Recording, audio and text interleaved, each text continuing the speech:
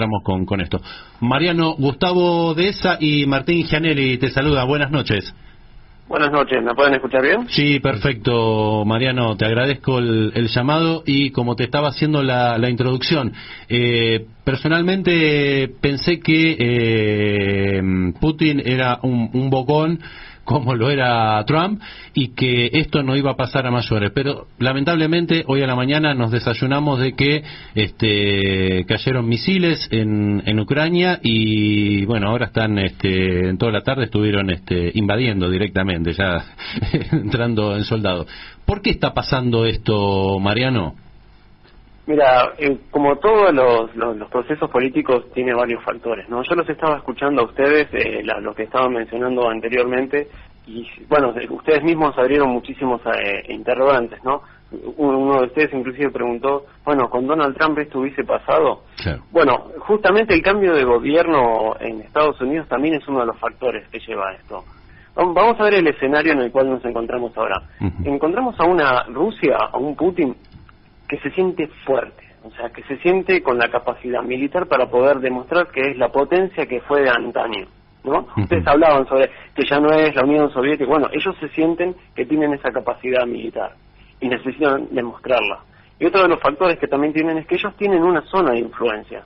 Ustedes mencionaban todos los recursos naturales que tiene Ucrania, y un dato de color, Ucrania es el país más pobre de Europa. Pequeño detalle, pesa todo eso que tiene. Sí, tiene políticos corruptos, muy parecido a lo de acá también. Es más, el gobierno que está ahora gobernando en Ucrania, el discurso no era sobre el tema de la guerra con Rusia y los sectores separatistas, sino un discurso sobre la lucha contra la corrupción. El gobierno actual de Zelensky, el partido soberano del pueblo, servidor del pueblo. Ucrania es lo que se podría decir la zona de influencia de Rusia, o por lo menos así lo sienten los rusos. Y la zona de influencia es bastante grande. Entre ellos está Bielorrusia, claro, donde se están realizando varios ataques, ¿no? Pónganse en la óptica de los rusos. Ellos están viendo que desde Occidente se están metiendo en su zona de influencia, o sea, se le están metiendo en el patio trasero. Y esto lo perciben de varias formas. Por ejemplo, las protestas que hubieron en Bielorrusia, que varios ya pensaban, y confieso que yo también un poquito, que el Lukashenko ya se le terminó y se le pasó el arroz, y resulta que no. Algo se podría decir también de Kazajstán, o de las rebeliones que hubieron en Uzbekistán también. O sea, hay como una sensación de parte de los rusos que se les metieron en el patio trasero, y esto arranca inclusive desde el 2008.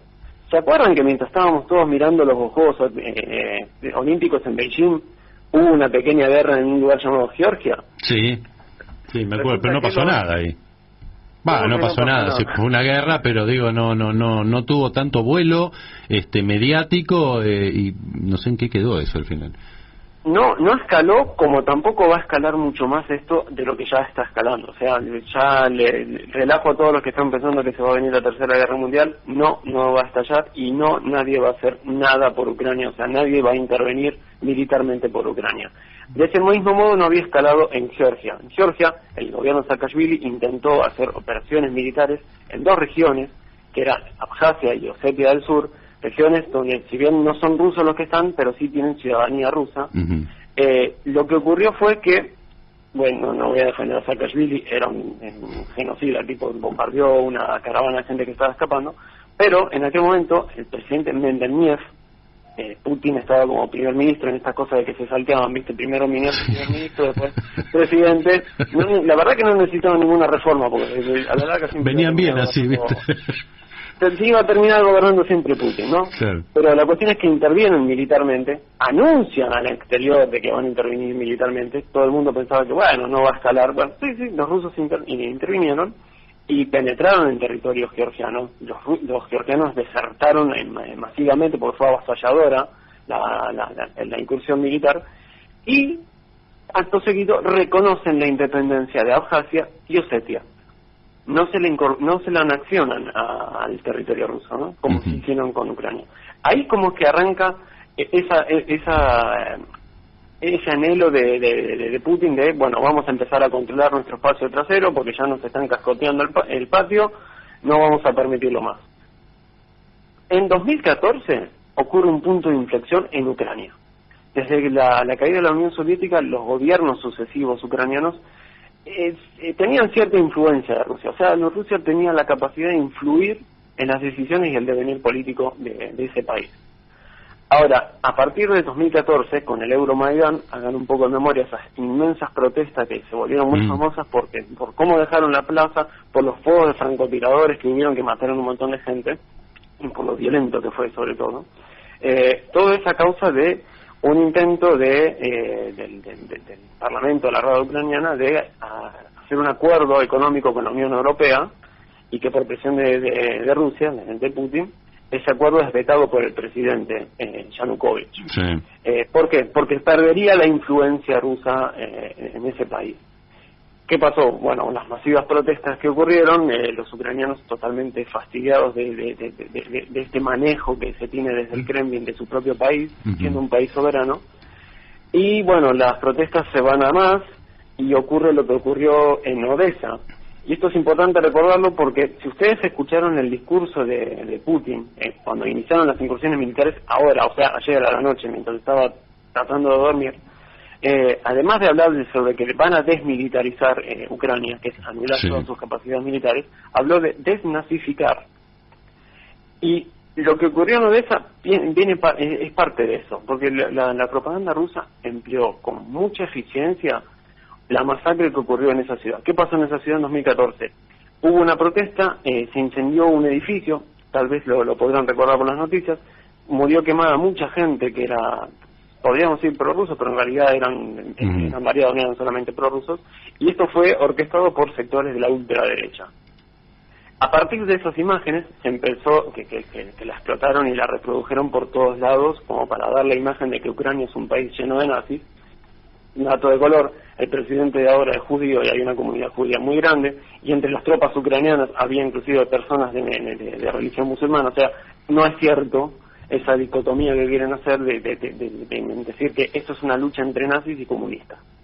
Pero le sirvió a Rusia como para poder legitimar, y es lo que está utilizando ahora para legitimar sus acciones actuales. Pero obviamente que no hay nada de ideológico en todo esto. ¿Cómo? No hay absolutamente, es obvio que no hay nada de ideológico acá. Está bien, pero el tipo necesita poder justificar sus acciones. Ustedes dijeron, la gente de Putin tiene buen apoyo, no hay mucha gente que apoye la guerra. Yo no estaría tan seguro de eso, porque les tocó la fibra nacionalista, les tocó la fibra de la ortodoxia rusa, la fibra del eslavismo, y eso pega fuerte en la población. Incluso gente que detesta a Putin, capaz que sí aprueba las incursiones militares. Y eso es algo que hay que tenerlo en cuenta. Y sobre el tema de la ortodoxia y el nacionalismo ruso, así como es cierto que hay neonazis dentro de la fila de los ucranianos, también hay que señalar que también hay sectores de la ultraderecha entre los prorrusos. Claro. Y esto no lo digo yo, lo dicen inclusive muchos voluntarios combatientes de España, de Italia, que fueron a pelear por los prorrusos, enamorados con esa idea de que esta es la lucha del comunismo contra el nazismo, y cuando llegaron se dieron cuenta que había un montón de sectores de la ultraderecha que hablan en términos de superioridad racial, ¿no? O sea, entendiendo a los eslavos como una raza superior básicamente, que pretenden la idea de una Rusia como la protectora de todos los eslavos, y que por lo tanto Ucrania les pertenece.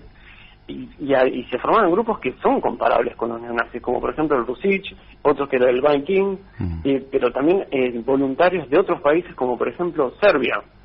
¿Ustedes se acuerdan de la guerra de los Balcanes? Sí. Un grupo de fanáticos serbios religiosos ultraortodoxos llamados los Chetnik, agudos, que se encargaron de realizar un montón de asesinatos y violaciones en Bosnia y en otras regiones. Bueno, esos son los que van de voluntarios a los prorrusos en la guerra del 2014 y que continúan ahí en ese sector. Por lo tanto, esa dicotomía de que los nazis solamente están del lado de Ucrania y que en Rusia son todos buenitos y comunistas, no es cierto, es falso.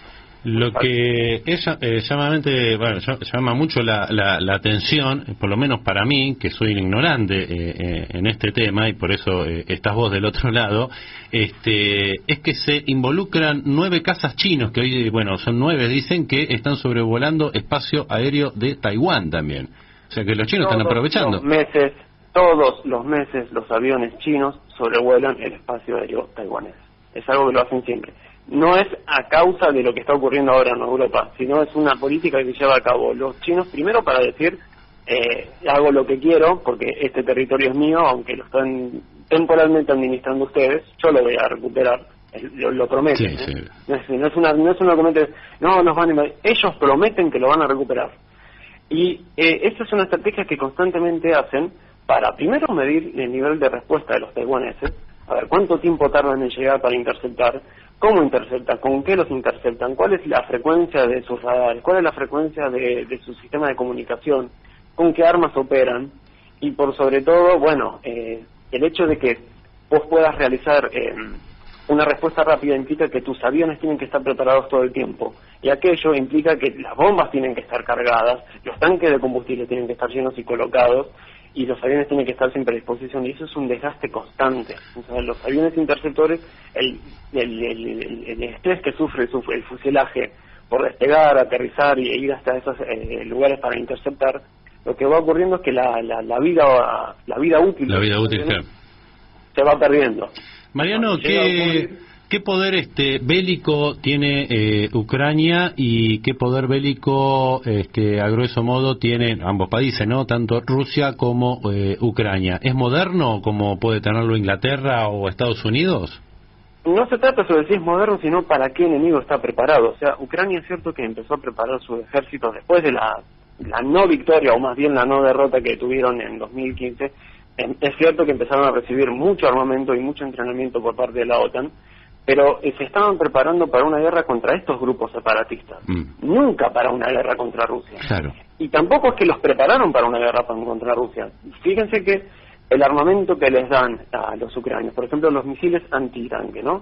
Es un misil que va cargado en el hombro de un ciudadano que tiene que asomarse y dispararse, y ese tipo tiene que protegerse de las bombas que le van a caer primero. Vulgarmente llamado bazooka. Los sistemas Javelin, que son misiles antitanque con un sistema de disparo y olvida. La bazooka es un cohete, es un lanzacohetes. Sí, pero para que la gente entienda, lo que más nos suena es la bazooka. Exacto. Ahora, para eso el tipo tiene que estar vivo para cuando los tanques llegan. Claro. Le van a tirar con de todo. Entonces vos tenés que darle un sistema que permita que el espacio aéreo que siga siendo de ellos. Y ahí es donde está la falencia, y esta es una opinión mía, otros podrán decir lo contrario. ¿Hasta dónde llegó la voluntad de la OTAN y de Estados Unidos de realmente ayudar a Ucrania? Porque no les brindaron los sistemas antiaéreos de largo alcance. Ellos tienen de corto y mediano alcance, pero no de largo alcance. Entonces eso hace la diferencia. Ahora, ¿por qué no se lo entregaron? Y bueno, hay distintas versiones. Algunos dicen que no confiaban en los ucranianos porque hay mucha infiltración, esa relación que tienen, donde es muy difícil diferenciar quién está en un bando y quién está en el otro. Bueno, y se lo dicen podido infiltrar los rusos en ese sistema de defensa de largo alcance, y ya me dirás vos qué tipo de daño puede provocar. Pero también otra posible respuesta es, no los otorgaron desde el 2015 hasta el día de hoy. Tuvieron tiempo los de la OTAN como para preparar a los ucranianos, porque si no, la respuesta rusa a entregar ese tipo de armamento hubiese sido más contundente. Porque de nuevo, te estás metiendo en sus patios traseros. Mariano, acá Martín Gianelli te quería hacer una pregunta que en el principio del programa los dos nos miramos y coincidíamos en que ignorábamos el porqué. Martín, por favor, adelante. ¿Cómo andas, Mariano? ¿Todo bien? Acá planteamos si la OTAN hoy tiene sentido. Bueno, justamente eso era uno de los temas que me había llamado la atención. Esto ocurre porque encuentra una Europa que se está cuestionando la continuidad de la OTAN. Fíjate cuál es la situación de la OTAN hoy en día, o por lo menos antes de estos ataques. Francia con un pie afuera, ninguno de los países importantes cumpliendo el compromiso de mantener el presupuesto de 3% en materia de defensa. Alemania totalmente casi borrada de todas las actividades de la OTAN. O sea, no envía tropas, y si envía tropas a donde tiene que estar la OTAN es para proteger una embajada o algo. Y además, a Europa en sí, Alemania está totalmente dependiente del gas ruso. Después de que se pegaron el tiro del pie con el apagón nuclear, en estos intentos de Angela Merkel de mantener el apoyo político para poder formar gobierno, bueno, les hizo caso a los del Partido Verde, les hizo caso a los perdón la expresión, a los hippies, y empezaron un programa de apagado de todos los reactores. Consecuencia, no tienen energía, consecuencia, se la tienen que comprar a los rusos. Consecuencia, cualquier sanción que le quieran hacer a los rusos pueden hacer una contrasanción, que es... Tengo entendido que el gasoducto pasa por Ucrania, ¿no? Hay un gasoducto que pasa por Ucrania, pero también están los gasoductos que están construyendo en el mar del Báltico, justamente para no tener que pasar por Ucrania, que es el Nord Stream 1, 2 y creo que hay un tercero también. Está bien, pero no está construido, así que no pasa nada ahí. Hoy pasa por el gasoducto de Ucrania. Ya está construido. Ah, está construido. Falta la certificación, y no fue sino hasta que Rusia reconoció la independencia de estos dos países que Alemania no se puso las pilas en las sanciones, y una de las sanciones que hizo fue no certificar el Nord Stream 2 hasta que Rusia deje de hacer las cosas que está haciendo. Pero ¿hasta cuánto va a durar eso? Porque es muy dependiente de Rusia. Escuchaba a un analista de estos temas de defensa que decía que, por ejemplo, los meses estos de preparación, cuando ya los rusos se cansaban de acumular material alrededor y empezaban a enviar a todo trapo la mayor cantidad de armamento que pudieran para los ucranianos, Alemania hizo dos cosas. Por ejemplo, prohibirle a Lituania, este país que es de la OTAN y que recibe armamento, que transfiera las armas que Alemania les dio a Ucrania, y también prohibió que las armas que estaban enviando Inglaterra pasasen por el espacio aéreo alemán. O sea, hasta ese punto de no querer confrontar con Rusia estaban. Pero bueno, parecía como que a Ucrania la entregaron. Ucrania la entregaron, le vendieron armamento, lo armaron y dijeron, ahora relate vos solo, sabiendo que contra los rusos no tiene ninguna chance. Exacto, pero también pongámonos del lado de la OTAN, ¿no? ¿Quién se va a inmolar por Ucrania? Claro, por eso digo. Defender a Ucrania es una guerra nuclear y eso no va a pasar. Nadie se va a inmolar por eso. Hola, ¿Rusia frena con Ucrania o Rusia tiene planes de seguir en Europa? Yo creo, y esta es una opinión mía, como que va a hacer lo que él mismo prometió. Cuando Putin dice yo voy a hacer tal cosa, lo termina cumpliendo, porque sabe que su legitimidad dentro de su pueblo, pero también el peso en el mundo depende de que él logre cumplir sus promesas, sobre todo sus amenazas, ¿no? Cuando él amenazó que iba a intervenir en Siria, intervino. Ahora, ¿qué es lo que está diciendo este tipo? Que va a reivindicar todos los reclamos territoriales de estas dos repúblicas, de estos dos títeres que tienen ahí en el Donbass. ¿Pero que quiere volver a formar la vieja URSS? Yo diría que no, porque no le conviene. Aparte tampoco le sirve de nada. Le conviene tener estos estados tapones. Bielorrusia, la Ucrania la Ucrania manejable como tenía antes del 2014. Eso le es más útil que querer poner él mismo la frontera justo pegado a la OTAN. Él no quiere tener frontera con la OTAN, sobre todo con las bases militares que tiene la OTAN. Ese es el tema.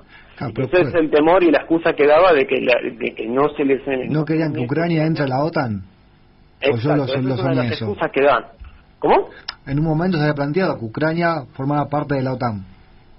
Es un socio de la OTAN, pero la idea era, o por lo menos el anhelo, era que formase, que fuese un miembro activo de la OTAN. Claro, pues digo, como que... Eso implicaba que obviamente metiesen, que los estadounidenses y el resto de Europa metiesen sus bases militares ahí. Es como que la OTAN agitó para que vamos a ser sumar a Ucrania, y cuando estalló el conflicto dijeron, ahora relate solo. Parecía eso, viéndolo afuera de lo vulgar. No es que agitó la OTAN. Ucrania pide la membresía o contempla pedir la membresía. La OTAN tiene la política de membresía abierta, o sea, el que la solicite, si cumple los requerimientos, puede entrar. Pero obviamente los mismos de la OTAN no les convenía. Si hubiesen querido realmente meterse en Ucrania, lo hubiesen hecho, pero no lo hicieron porque saben que no les conviene directamente. Mariano, sé que este no es tu tema, pero estarás obviamente al tanto. Viste que Argentina pidió por la paz y la bandera blanca, en fin, el Cancillería sacó un comunicado, pero en ningún momento tocó el tema de condenar lo que es la invasión. ¿Vos condenarías la invasión si fueras ministro en Cancillería? No dijo la palabra condenar, no dijo la palabra agresión y no dijo la palabra invasión. O sea, fue una especie de rechazamos. Sí. Es muy neutro y esto nos pone a nosotros en una situación bastante complicada. Sí, o sea, La Argentina históricamente fue un país no alineado. Y la idea es ser neutral, jugar a las dos puntas. Y eso no es malo per se. De hecho está muy bien. Hay países que lo hacen. Indonesia hace eso, por ejemplo. Pero es algo que es difícil de manejar. Necesitas idoneidad para poder hacerlo. Lo que le falta a este gobierno.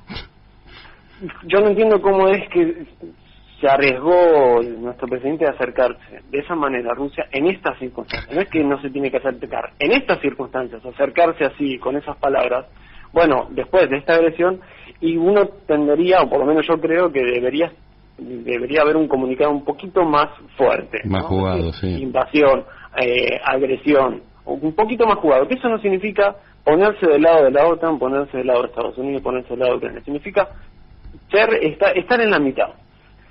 No nos conviene confrontar con Rusia, ideológica ni políticamente, porque, por ejemplo, cuando nosotros nos quedamos sin el Irizar, por el incendio, el país que nos arrendó, que nos alquiló un rompehielos para poder completar la misión antártica, fue Rusia. Entonces, nos conviene tener esa relación con Rusia, no nos conviene quemar esa nave. Pero, bueno, es algo que es difícil manejar y, bueno, para eso necesitamos personal idóneo en la Cancillería, y espero que esto que está pasando ahora en Ucrania sea un baldazo de agua fría, que haga que en Argentina, de alguna vez y para siempre, nos tomemos en serio la política exterior, porque estamos muy descolocados. Piensen, y que esto sea un adelanto de lo que va a ocurrir en Taiwán. Vos me hablaste de Taiwán, sí. Te sumo la línea de los 9 puntos, en esa masa de agua que los chinos consiguieron que todo el mundo reconozca como el mar del sur de China, y no como el mar de Filipinas o el mar del Este, que es como lo identifican los países que están alrededor de China. Claro. Entonces, va a haber un conflicto en algún momento en Taiwán. Lo prometen los chinos. ¿Y cómo se va a posicionar la Argentina en eso? Porque nosotros también tenemos relaciones comerciales con y cada vez más del sudeste asiático. Sí. Cada vez más, y además más diversificada. Porque a China le vendemos materia prima solamente, y con los países del sudeste asiático hay comercio, y no es solamente soja. Pero Taiwán es Tucumán al lado de China, es una cosa no tenemos chiquita. Intercambio comercial, pero sí lo tenemos con Vietnam, sí lo tenemos con Indonesia, lo tenemos con Malasia y con Filipinas, y todos esos países están en litigio con China por la línea de 9 puntos. Claro. Entonces hay que saber posicionarse, hay que saber jugar al no alineado, y no creo que, por lo que yo veo, no creo que estén bastante aceitados en esto de la política internacional. No, o sea, evidentemente. Claramente lo se demuestran están a cada poniendo paso. muy del lado chino. Sí. Inhabitado. O sea, no te digo que no hay que negociar con ellos, de hecho está muy bien negociar con ellos, porque los chinos vienen a hacer plata. Obvio. Y está muy bien y es muy lícito. Pero Hay que estar bien con todos. Hay que estar bien con todos, Sí. Están como demasiado dependientes de uno. O sea, reemplazamos las relaciones carnales con Estados Unidos y empezamos entrando de a poco en relaciones carnales con China. Me parece a mí, esa es la sensación que yo tengo. Sí, creo que es la sensación que tenemos todos. Mariano, creo que si esto no se termina en una semana, más adelante, si sigue la guerra, te vamos a seguir molestando, y bueno, para que nos sigas explicando. La verdad que estuvo fantástico todo el conocimiento que tenés y que pudiste brindarnos. Muchísimas gracias y fue un gusto hablar con usted. Gracias, Mariano. Ahí paseó Mariano Statelo. ¿Te quedó claro lo de la OTAN? Sí, quedó claro. O sea, Está en esperemos pedo. que sea como dice Mariano, que no avance, y que sea simplemente Ucrania y que quede ahí. Sí, yo lo que decía Mariano y como también decía decía... Mariano, siento como que Ucrania lo entregaron. Lo entregaron, Sí. ¿entendés? Lo entregaron.